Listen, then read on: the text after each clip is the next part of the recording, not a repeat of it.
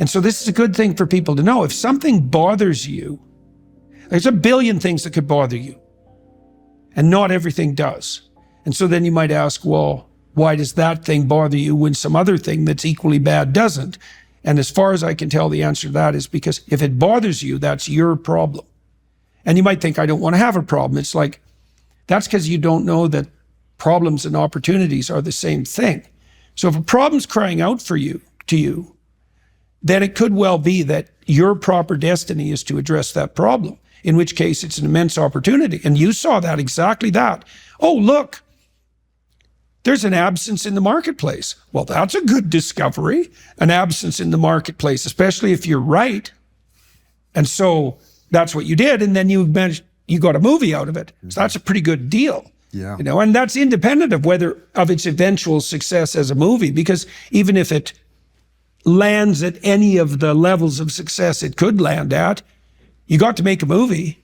And so that's pretty good. And God only knows what you learn doing that. So there's no loss in that, right? Yeah. There's just gain. There was an interesting thing that I realized during this whole thing, and it is related to what you just said. So for many years, I have told people that if you have an idea and you don't execute on it, your idea doesn't mean anything. Ideas are a dime a dozen, and it doesn't really matter. Yeah. And what I realized in making this movie is that I was actually wrong. Okay.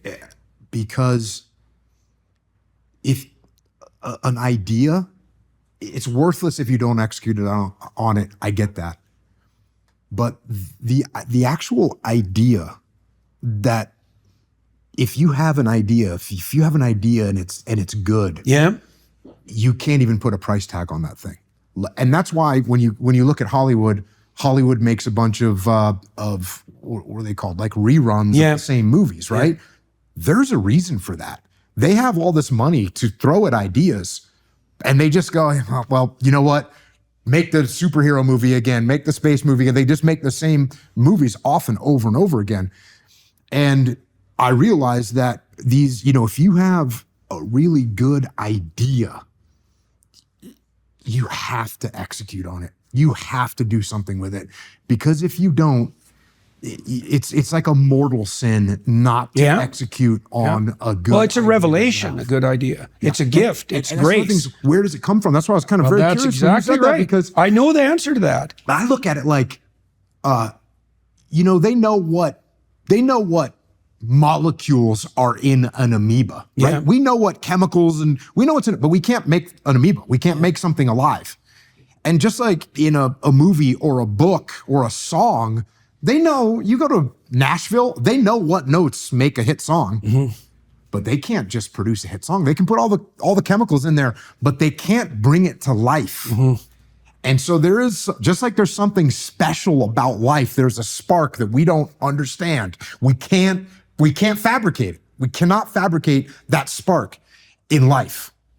And we can't, as far as I can tell, we can't fabricate that spark of an idea. Okay, so there's a bunch of things that come off that. So one of the things I realized, so I've done a lot of lecturing again this year. I don't know how many different cities we went to, 60 or 70, over the last 8 months, maybe more than that, a lot.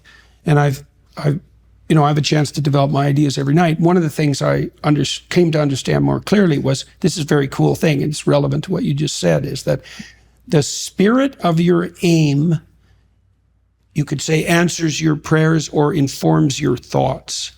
And it has to be that way, because thought is a navigation tool, right? You set an aim, and then your perceptions line up so you can see your way forward, but your thoughts and your emotions also aid that, because you want to get there, let's say. And then the methods by which you might advance come to mind because you've set your aim. Okay, so we can take this apart in this idea that came to you. It's like you wanted to serve your children. Okay, you wanted to serve them in a manner that was better than what was being served to them. You wanted to serve them in a manner that would help them develop in this adventurous way. So that was your goal, your aim, when you went to the library. And then what happened was there was a mismatch between what you discovered and your aim. And so now that constitutes a problem, but it also constitutes an opportunity, right? Because now you see that there's If your aim was correct and there's a void, well, then that's a moral problem even. Okay, so now if it's a moral problem because your aim was right and the mechanisms for that aim to be manifested aren't available, well, then that's a genuine gap and it needs to be addressed. And if you figure that out, it's your moral responsibility to do something about it. But it's also your great opportunity.